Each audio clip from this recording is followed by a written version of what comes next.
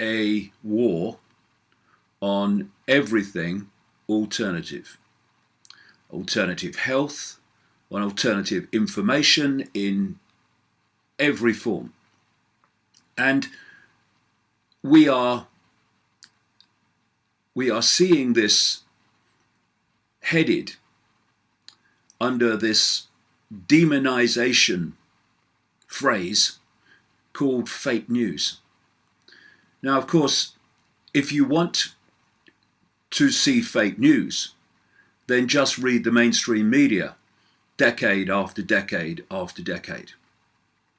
That is not to say there is not so-called, not really, but claimed to be, alternative sources that put out fake news. They do. And I'm going to be giving you in my opinion, a shocking example and classic example of that in a minute. But that's not what this fake news hoax, this fake news tirade is all about. It is to justify the suppression of information from the genuine alternative media, and like I say, not all of it is, so that we have one source, we go back to one source of information from which people get their opinions and views and perceptions, and that's the mainstream media. The mainstream corporate media that's connected to all the other areas of the system, politics, big pharma, big biotech, etc., which constitute what I call the mainstream everything. And perception is the key. We are being subjected to, and have been through almost all known human history, certainly modern history, to a perception deception. It's the name of one of my books.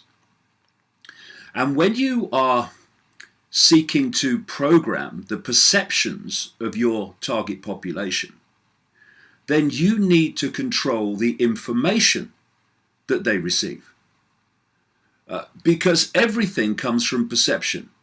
What we think, what we do, what we support, what we won't support, what we oppose, all comes from our perceptions of life, the world, and particular events, particular people. And when you are trying to program the perceptions of your target human race, then of course, to do that most effectively, you need to make sure they only have one basic source of information, one basic way of looking at the world, of looking at events like Syria. Because from information comes perception. The last thing you want is for people to present other ways of looking at the same things from different angles, with different information, making it look different to what the mainstream is portraying. This is true of reporting of world events and their significance and their context. It is true of things like vaccines, GMO. You need to get rid of that source of information which is challenging your narrative. Now, what's happened, and I was there when it all began. There weren't many of us around at the time, but a movement began, made up of individuals, not organized, to put out information and to do research that challenged the mainstream narrative. And this has gathered and gathered and gathered in effectiveness, to the point now where we are having vast numbers of people getting their information from non-mainstream sources, and the corporate media losing audiences and viewers on a catastrophic scale, catastrophic for the mainstream media, that is.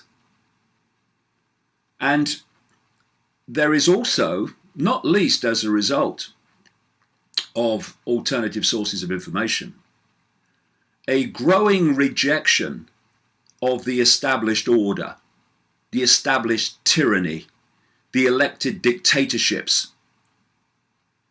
And so,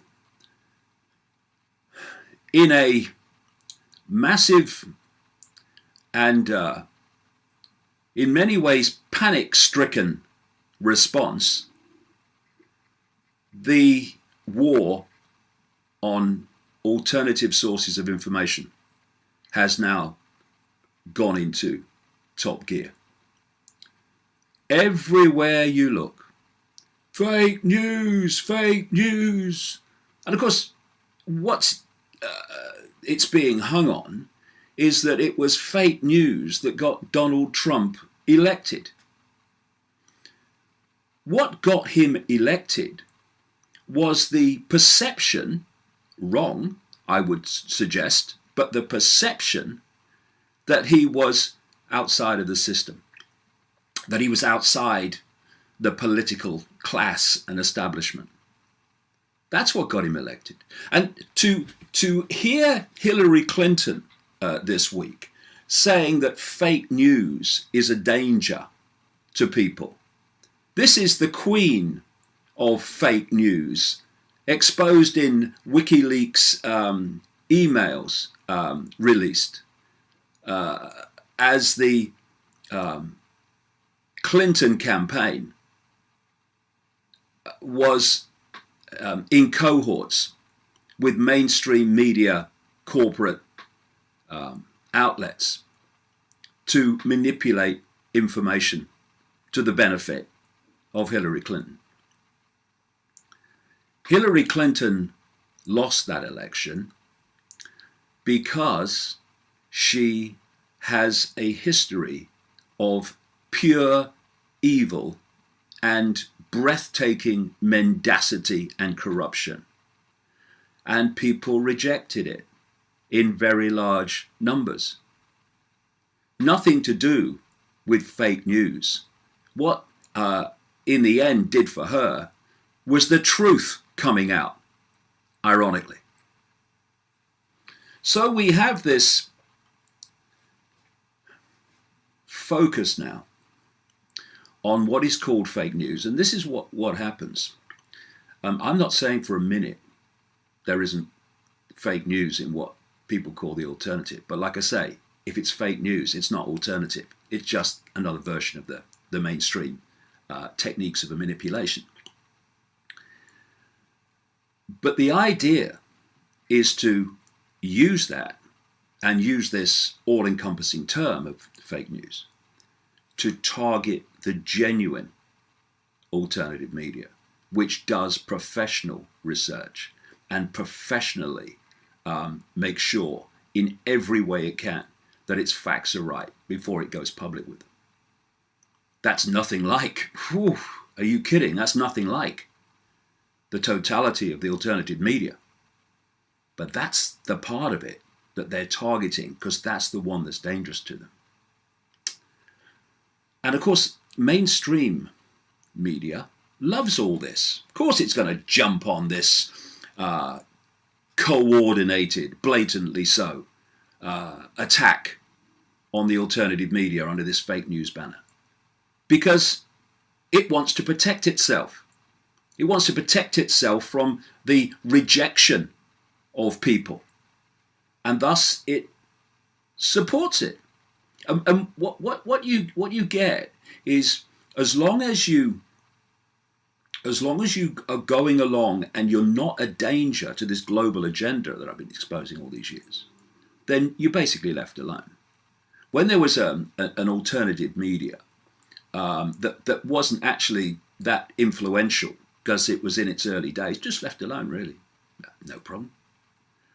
Once it becomes a problem, then they turn on it, which is what's happening now.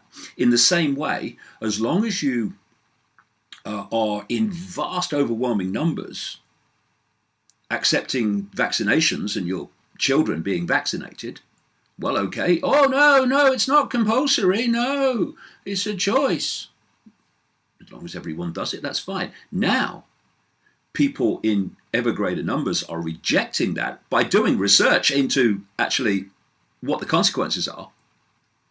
Now we're seeing coming in these laws to make vaccination compulsory in parts of the world, and it's planned to be universal in the end. And I've got a little bit of, well, what would you call it? Information, advice? I don't know.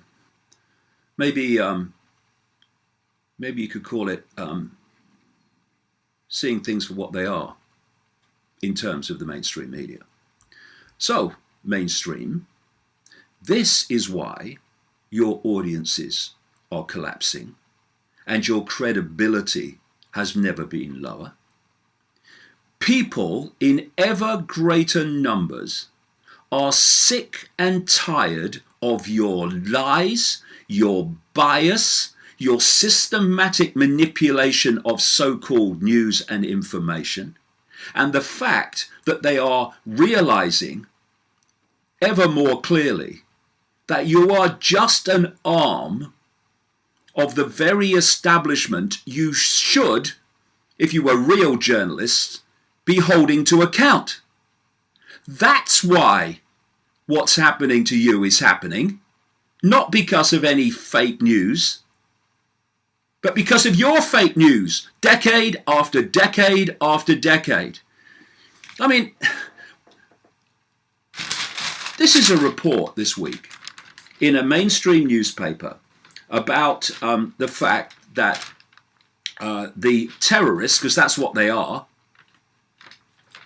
United States, British, backed, armed, trained, supported terrorists in Aleppo in Syria.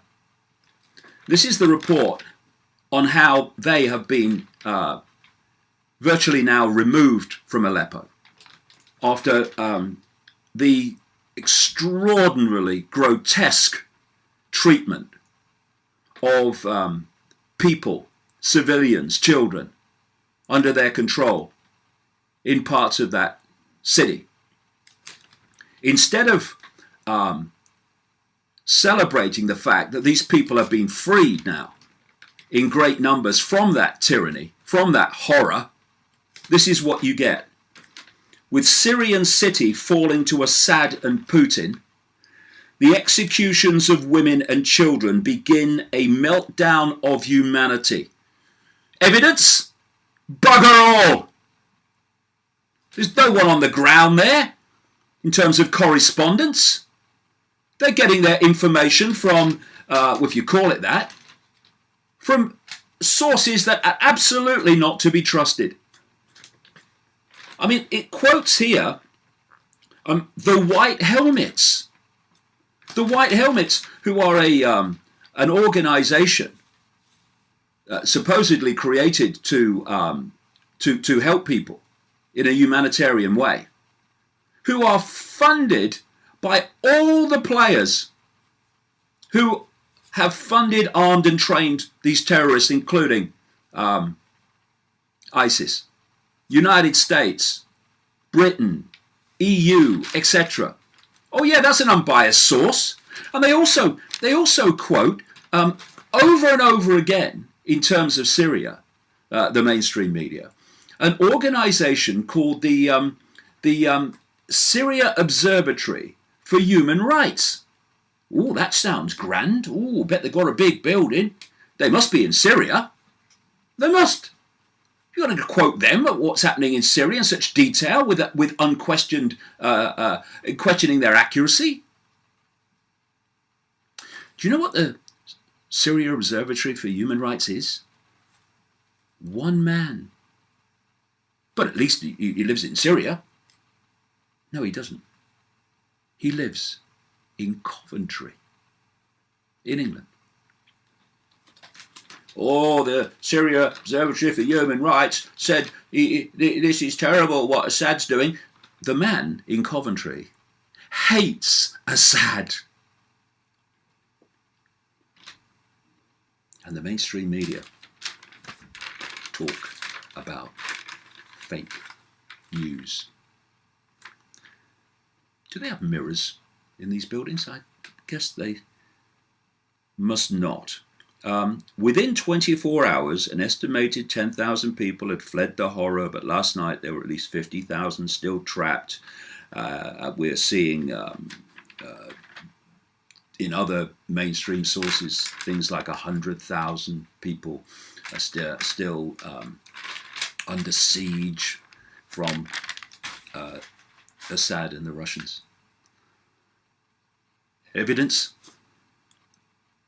Zilch.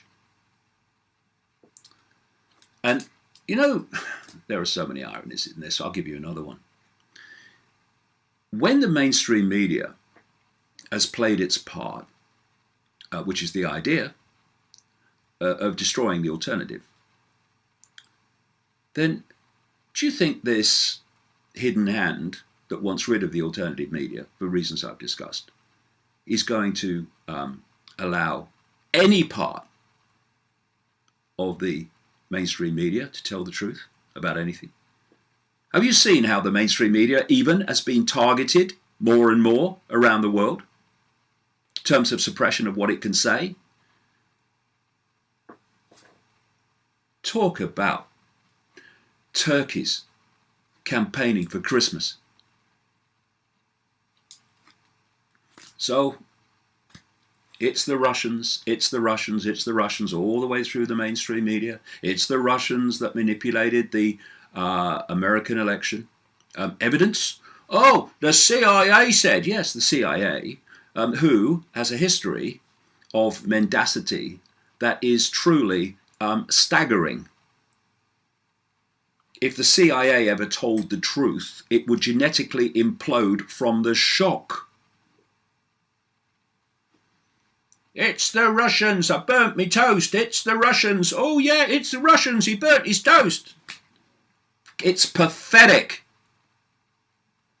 And what we're seeing is in all these different areas, not just in things like Syria, we're seeing the imposition of rules, regulations and laws that are stopping the free flow of information. So, again, we have had now the British Prime Minister, Theresa May, saying that a new definition of anti-Semitism is going to be introduced. Now, this is absolutely nothing to do with protecting Jewish people from attacks and racism. Nothing. It's about protecting the merciless regime in Tel Aviv from legitimate exposure and criticism. That's what it's about. And again, fake news. Theresa May said that one of the reasons this is happening is because attacks on Jewish people in Britain are reportedly on the rise. Well, where do these figures come from? Must be solid, surely. They must be independent. Otherwise, we won't believe them and change things as a result of them.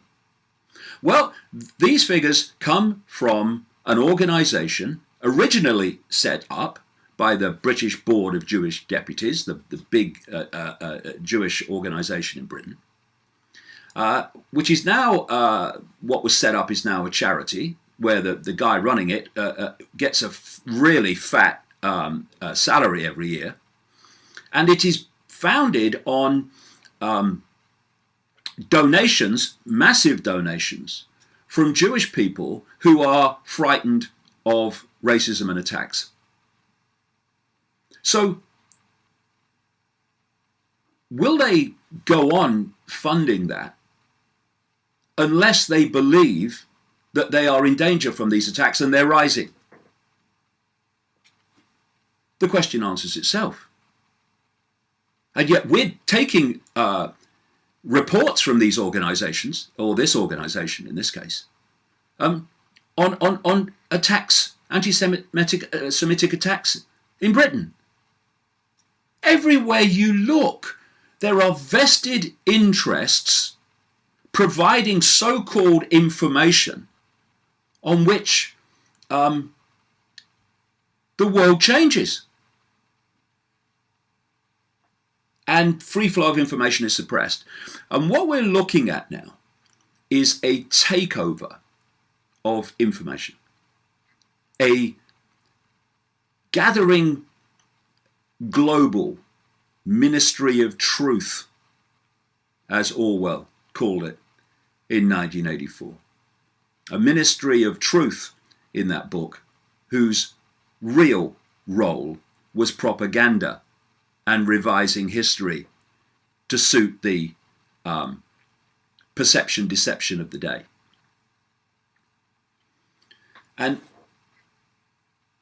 one of the major areas this is happening is in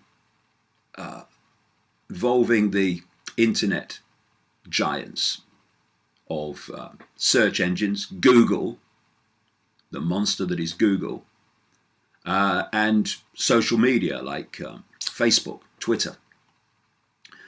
See, this has been the game.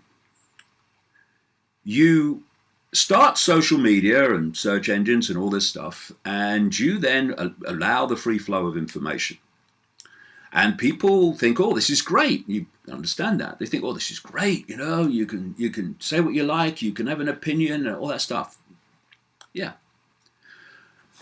But then, as they get bigger and bigger and bigger, this has been the plan all along, there comes a point where they start to dominate the flows of information and the means of those flows that people get.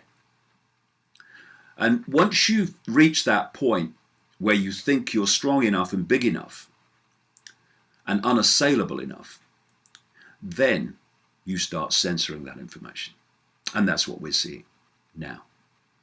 More and more and more getting alternative information circulating on these social medias is getting more and more difficult. There was some figures I was given this week about my own work. For instance, on Facebook, there are about 700,000 what you might call followers that want information from my Facebook page. Of those 700,000, only between 5 and 10% actually receive alerts and receive the posts when they're posted every day. 5 to 10%. And then there's Twitter. In the last year, my YouTube channel has received 17.7 million views of videos. That's around, I'm told, 48,000 views a day. Of that 48,000, an average of 104 come from Twitter, even though those links are posted on Twitter every time there's a new video. And clearly, there are algorithms and there are blocking codes being used to stop the free flow of information that the system doesn't want. We're also seeing organizations like YouTube, owned by Google, demonetizing videos from the alternative media based on the information they're putting out. And a lot of people in the alternative media actually survive, often with a meager income from money they get from monetization of YouTube videos. And the system knows that. That's why that's been specifically targeted. Like I say, there's a war on alternative information. And just to show you that what is happening to me in terms of suppression of this information on social media is not just happening to me. It's happening to people right across the genuine alternative media. This is a story this week. What they call this stuff is ghost banning, apparently. This is a headline. Ghost banning on social media, the start of systematic censorship. There is mounting evidence, it says, that alternative news providers are the targets of censorship on Facebook, Twitter, Reddit, and elsewhere. We are told it's called ghost banning, meaning you are present, though invisible, in plain sight, and the user is completely unaware. The goal is frighteningly obvious. Deny an offending website traffic to the point that it disappears from public view. This, it says, is a new business model of the old art of controlling what is considered acceptable speech by the powers that be. As a result, legacy news outlets that comprise of the world of corporate mainstream media are propped, crowding out alternative views and dissent. Freedom of speech faces an existential threat, or existential threat. Now, this is a quote from Craig Murray. Craig Murray is a former UK ambassador who writes and speaks out about the way the system is so corrupt. And this is what he says. I had never heard of ghost banning until I was ghost banned by Twitter. That, of course, is the idea. They censor you without realizing, or you realizing you are censored. People no longer get notifications when I post, and the tweet only turns up in the Twitter line of followers who happen to be logged in at the time my tweet goes out. Exactly the sort of thing that's happening to me. Those logging in later will no longer see tweets I issued while they were away. Most of my tweets no longer show up on Twitter searches, and further restrictions are applied when people retweet my tweets. Since ghost banning, he says, traffic to this website from Twitter has fallen 90%. This is what is going on. And it's because the system, which these internet giants are expressions of, are terrified of alternative information, which trashes and dismantles their deception. But let me make this point, and it's equally important. Does fake news exist outside of the mainstream media? Too right it does. And those peddlers of it are helping to destroy the genuine alternative media by giving that which wants to destroy it ammunition. They hold up this fake news crap and say this is the alternative media. I was sent a classic example of it this week from a website called Your Newswire. Operates out of California, and it's run by someone who years ago was a webmaster of davidicke.com. The irony is not lost. And this article, he says in quotes, is written by someone, we are told, called Baxter Dimitri. Baxter Dimitri does not exist. And the picture put alongside Baxter Dimitri is actually the picture of a British sound recordist who I met a number of times years ago.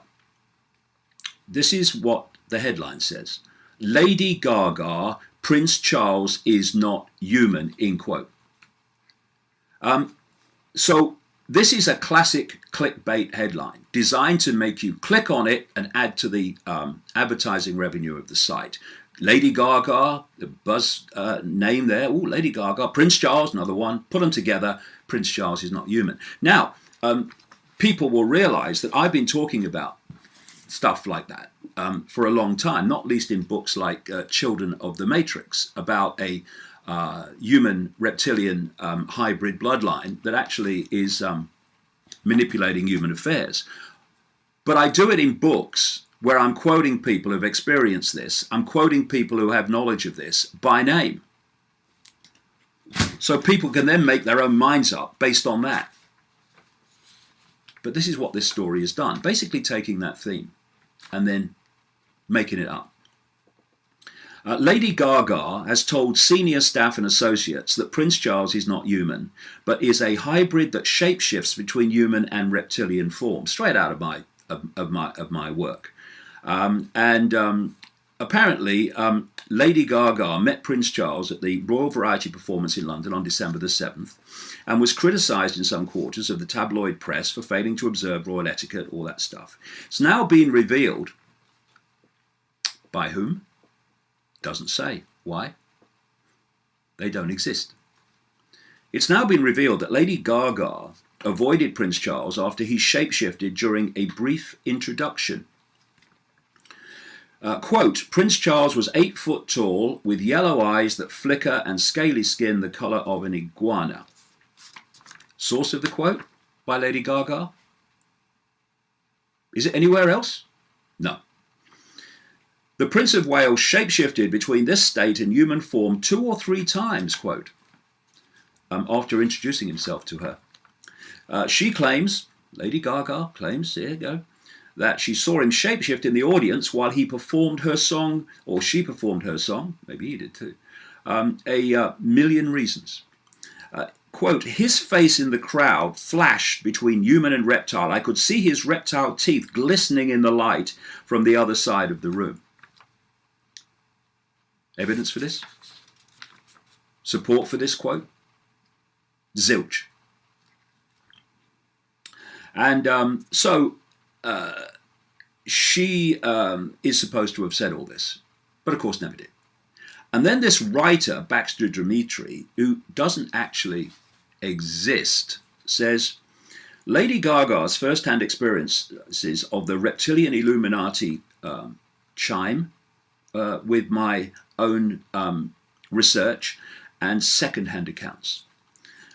He says, I have dedicated, and what he's doing there is basically taking, well, he's not because he doesn't exist. He's taking basically the theme of my own life and then claiming for himself. I've dedicated the last 5 years to researching the elusive tyrannical powers that rule our world.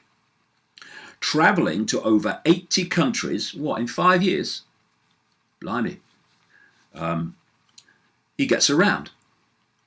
And it never ceases to amaze me how many people from very different walks of life have told me stories about seeing people briefly turn into reptilians before their very eyes. I've been told this, says the non-existent Baxter Dimitri. I've been told this by American cable news anchors, Ethiopian goat herds, speaking goats, that's good, and Australian Aboriginals, just to name a few. And in Peru, a respected psychic, unnamed, no background, no circumstances. In Peru, Peru, which is very much connected to my life, as some people will know. In Peru, a respected psychic told me she sees powerful politicians like Obama, Angela Merkel, and Justin Trudeau turn into reptiles whenever she watches an international news channel. Support for that? Zilch. And this claims to be the alternative media. And the genuine alternative needs to start addressing this and calling this stuff out and those behind it, because it is giving the very fuel to those mainstream everything powers that are seeking to discredit and destroy the genuine alternative media. And there needs to be a second category: the genuine alternative media and the fake news, clickbait crap. They need to be very clearly defined as not being the same. But there is some good in all this, in a way. The fact that there is this concerted, coordinated demonization of the alternative media under the genuine one under the heading of fake news means that we are having an effect. These social media giants don't suppress information from people like me because it's a bit of fun. If it wasn't having an effect, they wouldn't even bother. And so it is confirmation that the world is changing. The mainstream everything is now being challenged in its perception deception. And this is manifesting as more and more people seeing the truth behind the curtain. And so